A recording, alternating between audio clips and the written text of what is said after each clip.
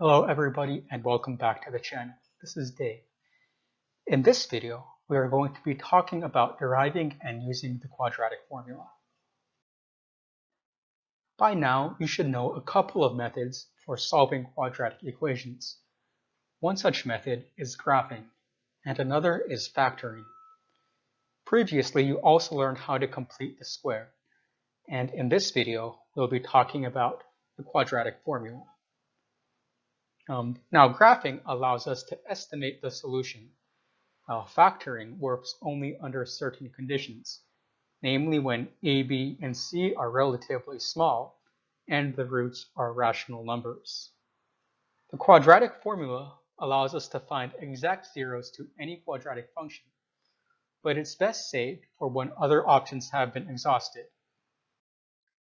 For example, let's say that I've collected some data and that I fit a trend line to this data, as we see on the screen in front of us. In this case, I have y equals negative 3.051x squared plus 515.94x plus 11,651. It goes without saying that it is impossible to factor this easily, and therefore we would use the quadratic formula if we wished to predict something about the future, namely when the value of this function would be equal to 0. Before we demonstrate how to use the quadratic formula, let's talk about how to derive it. Every quadratic equation has the form ax squared plus bx plus c is equal to 0. And this is how the quadratic equation is presented in almost every textbook. Negative b plus or minus the square root of b squared minus 4ac all over 2a. The question is, how do we go from what's on the left to what's on the right? And that's what we'll do right now. So we start off with this equation, ax squared plus bx plus c is equal to 0. And we are going to divide through by a. This is simply going to make it a little bit easier for us to complete the square later on. So this leaves us with x squared plus b over a times x plus c over a equals 0. Now we're going to attempt to complete the square. So we'll move the c over a over to the right-hand side to give us x squared plus b over a times x is equal to negative c over a. Next, we'll complete the square by adding b over 2a squared on both sides. We can change the left-hand side to a perfect square, and we can distribute the square on the right-hand side to get the quantity x plus b over 2a squared is equal to negative c over a plus b squared over 4a squared on the right-hand side.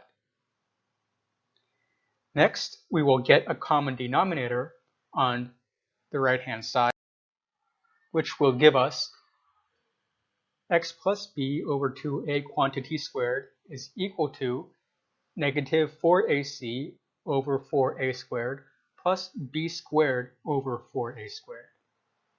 We can combine these into a single fraction and then take the square root of both sides to get x plus b over 2a is equal to positive or negative root b squared minus 4ac all over 4a squared. Next, we'll move the b over 2a to the right-hand side, and we have x by itself. So x is now equal to negative b over 2a plus or minus root b squared minus 4ac all over 4a squared. Next, we can deal with the square root to get x equals negative b over 2a plus or minus b squared minus 4ac over 2a. And combining these into a single fraction gives us the quadratic formula as we see it in virtually every textbook. X is equal to negative b plus or minus root b squared minus 4ac all over 2a. So this is the quadratic formula. Now let's look at some applications. We frequently see the quadratic formula employed when it comes to physics, especially when it comes to projectile motion. This is throwing some object into the air and perhaps seeing how long it takes to land. And that will be our first example. So from a platform 5 meters high, a ball is thrown upward with a velocity of 12 meters per second. When does the ball hit the ground? Assume that the downward acceleration due to gravity is 10 meters per second squared. Now, on Earth, the real acceleration due to gravity is about 9.81 meters per second, but in order to make it a little bit easier to calculate, we're simply rounding off to 10 in this question. So here's a little diagram. We have a platform 5 meters high, and we want to see how long it takes the ball to land. Now, according to physics, the height of a projectile thrown into the air is given by the function h of t is equal to 1/2 at squared plus vot plus h naught, where a is the acceleration, v naught is the initial velocity, and h naught is the initial height. So we have to determine these values from the information that we're given. Since the acceleration downward is 10 meters per second, this means that a is equal to -10. V naught is the initial velocity, which is given in the problem as 12 meters per second. And finally, the platform is 5 meters high, which means our h naught, or the initial height, is 5 meters. So what we would do at this point is we would plug these values of -5, 12, and 5 into our equation for height to get h of t is equal to -5t squared plus 12t plus 5. Next, based on this equation, we will plug into the quadratic equation the values of a is equal to -5, b is equal to 12, and c is equal to 5. This gives us t is equal to -12 plus or minus the square root of 12 squared minus 4 times -5 times 5, all divided by 2 times -5. At this point, we can evaluate the expression either by hand or by calculator. And if we put this into a calculator, we would get that t is equal to 2.762 seconds, or t is equal to -0.362 seconds.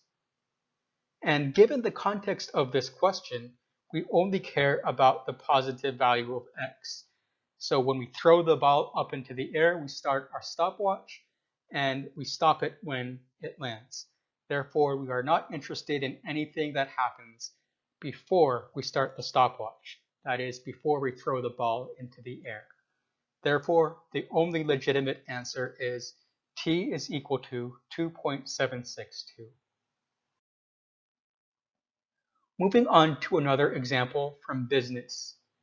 So this asks us to find the optimal price for a bicycle, given the following information. The costs for a factory to manufacture a budget bicycle are as follows: $700,000 in initial overhead and advertising, and $150,000 to produce each bike. At the same time, the number of units sold is expected to follow the demand function U is equal to 90,000 minus 200p. What this means is that if p is equal to 0, it essentially means the factory is giving away 90,000 bikes for free. In this case, as you can tell, they would not make any money. If p is equal to 450, people will think that the bikes are too expensive and they won't sell any bikes because 90,000 minus 200 times 450 is equal to 0. Again, in this case, the company doesn't make any money. Now, if p is equal to 300, then they will sell 30,000 bikes. Based on all of this information, what then would be the optimal pricing for the bicycles? So we know that the total sales is equal to price times the unit sold, or P times U. The costs are the overhead plus 150 times the number of units sold, or 700,000 plus 150 U. And the profit, the total I have after paying off all my costs, is the total sales minus the costs, or PU minus 700,000 plus 150 U. So therefore, the total sales would be P times 90,000 minus 200P. We can distribute the P, and we would get 90,000P minus 200P squared. Next, the costs are a flat rate of 700,000 plus 150 times 90,000 minus 200P, or 14,200,000 minus 30,000P. I subtract these two functions from one another, and I get the quadratic equation negative 200P squared plus 120P minus 14,200,000.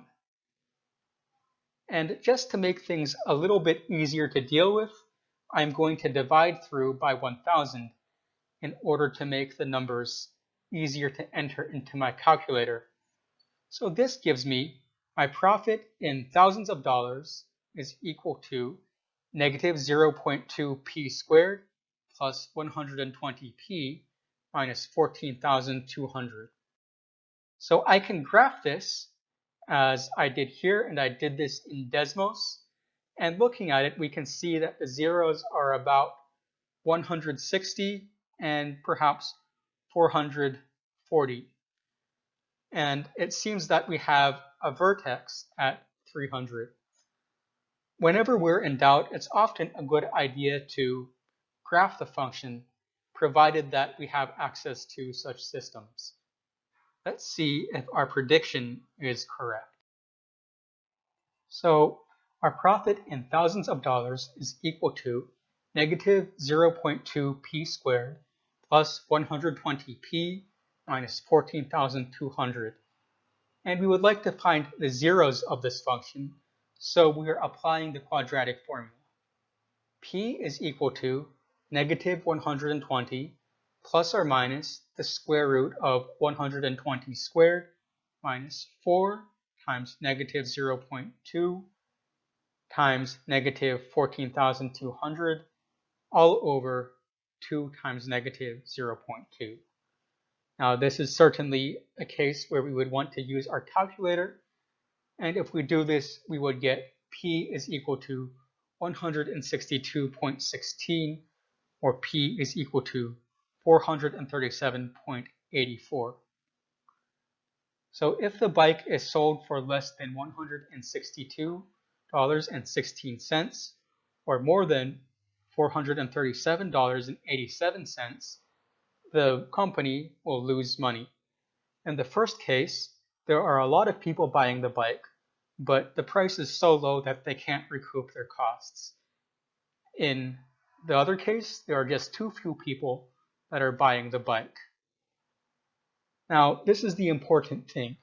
Since a parabola is symmetric, we can expect that the vertex, or the maximum profit, will occur halfway between the zeros. So all we have to do now is to take the average of these two values. And if we do this, we find that indeed the vertex is at $300. So the best price to sell the bike at would be $300. So just out of curiosity, we can ask ourselves, how much did the company end up making? To do this, all we have to do is substitute 300 back into the original equation for profit, and we get 3,800. However, keep in mind that this gave us the profit in thousands of dollars. So the total profit was 3.8 million. Not a bad start for someone who is producing a budget bicycle. The last thing that I'll talk about in this video is the discriminant. Now, the discriminant is the part of the quadratic formula under the square root, namely b squared minus 4ac. And it's going to tell us how many solutions we have for that particular equation, and also whether they are real or complex. So if b squared minus 4ac is greater than 0, we'll have a positive number under the square root, so we'll be subtracting a real number b from another real number, and therefore there will be two real solutions. If b squared minus 4ac is equal to 0, there will be a single repeated real solution. And if b squared minus 4ac is less than 0, we will have a negative number under the root, which means that we will have two complex solutions. And as we said in a different video, these solutions are going to be conjugates of one another. As our final example, we'll find the discriminant of the following functions. F of x is equal to x minus 1 quantity squared, g of x is equal to x minus 1 quantity squared plus 1, and h of x is equal to x minus 1 squared minus 1. We should be able to tell by inspection how many zeros each one of these functions has. For f of x, there is exactly one solution because the only number that can make this equal to 0 is 1. And as we know, f of x is simply x squared shifted horizontally 1 unit, and it lies exactly on the x-axis. For g of x, this is f of x that has been shifted up 1 unit. Therefore, g of x never touches the x-axis, and we could expect it to have 0 real zeros, but 2 complex zeros. Finally, h of x is f of x shifted downwards 1 unit, and as such, we can expect it to have 2 real zeros. So if we use our discriminant formula and we expand x minus 1 squared, we get x squared minus 2x plus 1. This means that a is equal to 1, b is equal to negative 2, and c is equal to 1. Plugging these values in, we get 4 minus 4 times 1 times 1, which is equal to 0. This confirms that f of x equals x minus 1 quantity squared has one real solution. Next, for g of x, we will do exactly the same thing. In this case, a is equal to 1, b is equal to negative 2, and c is equal to 2. So we will plug these in to our discriminant formula, and we'll get 4 minus 4 times 1 times 2 is equal to negative 8. Therefore, we have a negative discriminant, which means that we have two complex solutions. We can do the exact same thing that we've just done for h of x. So if we expand once again, we get h of x is equal to x squared minus 2x. So now a is still equal to 1, b is equal to negative 2, but this time c is equal to 0. So b squared minus 4ac is equal to 4 minus 4 times 1 times 0, or simply just 4. And because the discriminant is now positive, we have two real solutions. Alright, so in this video, we talked about deriving the quadratic formula, we went over some examples, and we talked about the discriminant. So if you have any questions about anything covered in this video, please feel free to leave some comments down below. And if you like this video, please subscribe and give a thumbs up. Thank you very much, and I'll talk to you again.